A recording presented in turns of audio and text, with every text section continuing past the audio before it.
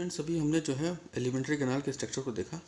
अब हम हर एक पार्ट को थोड़ा थोड़ा डिटेल में देखते हैं। सबसे पहले आता है बकल कैविटी। बकल कैविटी में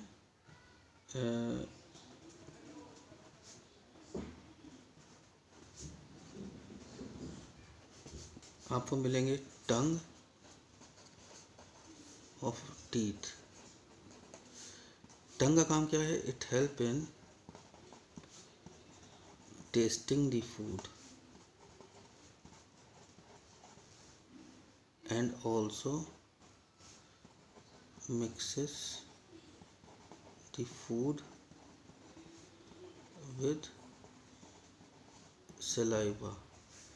टीथ जो है बेसिकली जो हमारे माउथ का बहुत इम्पोर्टेंट पार्ट है। दीज आर प्रेजेंट और एम्बेडेड। टीथ बेसिकली हमारे माउथ में, जॉज में जो है एक समझिए कि एम्बेडेड होते हैं, ठीक है ना, इन दी सॉकेट्स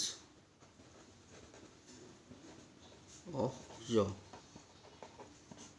ये कंडीशन थीकोटॉन्ट कंडीशन कहलाती है, आप बड़ी क्लास में पढ़ोगे। तो there are 32 number of teeth, 32 teeth होते हैं। और इसमें डेंटल फॉर्मूला मैं आपको बताता हूँ।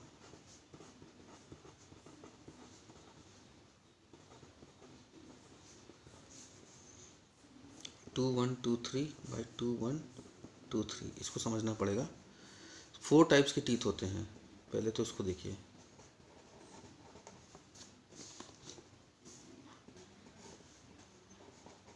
इंसाइसर्स, canine, premolar and molar. 4 types के टीथ होते हैं। तो इसमें जो ये डेंटल फॉर्मूला है ये इस तरह से है: इंसाइसर, कैनाइन, प्रीमोलर और मोलर, ठीक है ना। So total in all 2 1 2 3 2 1 2 3। ये जो है, जो डेंटल फॉर्मूला तुम्हारे सामने है, ये दोनों ऊपर नीचे के जॉ के एक हाफ का फॉर्मूला बनाता है। आप इसको इतना ही समझिए फिलहाल, इसको बाद में हम लोग क्लास में और अच्छे से डिस्कस करेंगे। तो ये बकल कैविटी की बात आ जाती है। फिर उसके बाद आता है pharynx.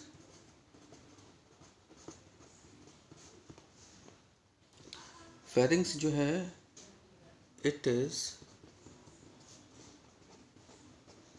funnel shaped part where the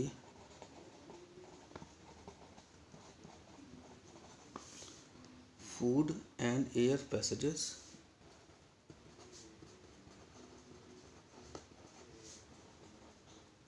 cross each other। ये फेरिंग्स कहलाता है। इसके 2 हिस्से होते हैं।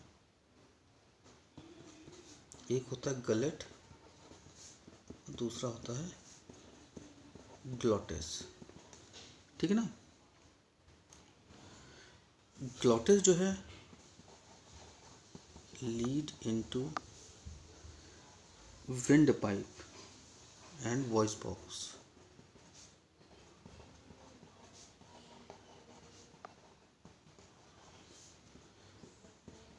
ये तो ग्लॉटिस का काम है।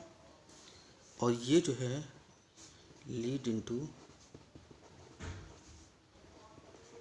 ईज़ोफेगस, ये ईज़ोफेगस में जाता है, ठीक है ना। एंड ओपन्स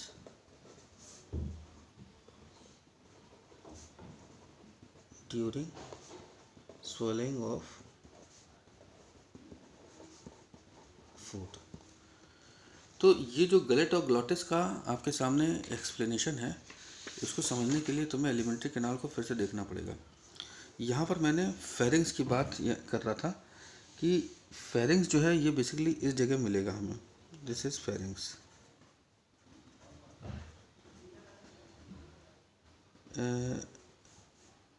तो इसमें क्या होता है फेरिंग्स में कि इसके 2, एक तरह से जंक्शन है, और जंक्शन में 2 रास्ते हैं।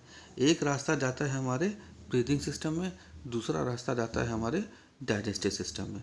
तो जब हम खाना खाते हैं तो ये डाइजेस्टिव सिस्टम वाले पाथ को, रास्ते को खोल करके रखता है और ब्रीदिंग सिस्टम वाले रास्ते को बंद कर देता है। ये बात यहाँ पर ध्यान से समझिएगा, ठीक है ना। तो ये फेरिंग्स का फंक्शन हो गया। तो जैसे मैंने बताया कि इसके 2 पैसेजेस हैं। एक तो हो गया ग्लॉटिस जो हमारे ब्रीदिंग सिस्टम की तरफ जाता है, और एक गया गलेट जो हमारे डाइजेस्टिव सिस्टम की तरफ जाता है। तो होगा क्या कि जब हम खाना खाएंगे तो ये वाला पाथ बंद रहेगा। ये बात मैं फिर से बता दूं, ध्यान रखना। फिर आती बात ईज़ोफेगस की।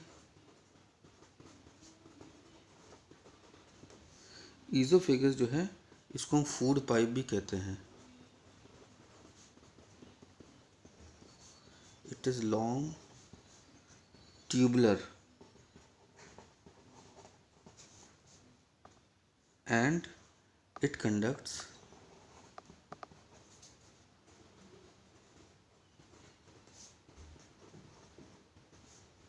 food through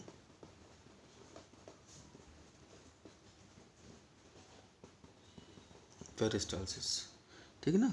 पेरिस्टालसिस एक मूवमेंट है जो एलिमेंट्री कैनाल में मसल्स के मूवमेंट की वजह से होता है।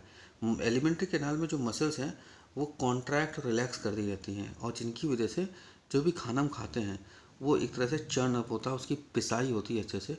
और डाइजेशन का जो बेसिक थीम हमने समझा था कि डाइजेशन का मतलब ही यही है कि फूड के छोटे छोटे पीसेस में कन्वर्जन। तो ये काम यहाँ पर होता है। अब उसके बाद आती है बात स्टमक की। हालांकि जितने भी हम पार्ट्स डिस्कस कर रहे हैं ये डिटेल में डाइजेशन में आएंगे।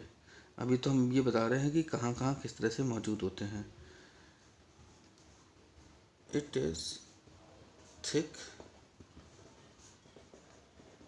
Muscular sac present in the upper side of abdomen, ठीक है ना। it helps in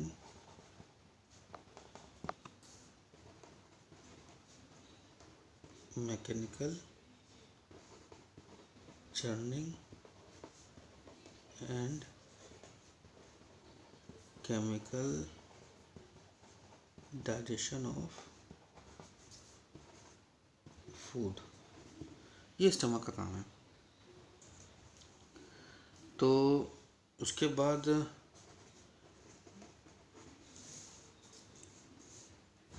small intestine आती है। इसके 3 हिस्से होते हैं, ड्यूडेनम, जेजुनम और इलियम। ये इसके 3 हिस्से हैं, ठीक है। तो यहाँ पर क्या है कि स्मॉल इंटेस्टाइन में एक बात ध्यान रखना कि बहुत इम्पोर्टेंट चीज़ है ये, कि स्मॉल इंटेस्टाइन वो जगह है जहाँ पर कंप्लीट डाइजेशन ऑफ फूड होता है, ठीक है ना। डाइजेशन एंड, बल्कि इसको मुझे ऐसे बोलना चाहिए, एंड एब्जॉर्प्शन, यानी ये वही जगह है जहाँ पर फूड का डाइजेशन भी कंप्लीट होगा और उसका एब्जॉर्प्शन भी होता है। ये तो हो गई स्मॉल इंटेस्टाइन की बात। उसके बाद आती है लार्ज इंटेस्टाइन।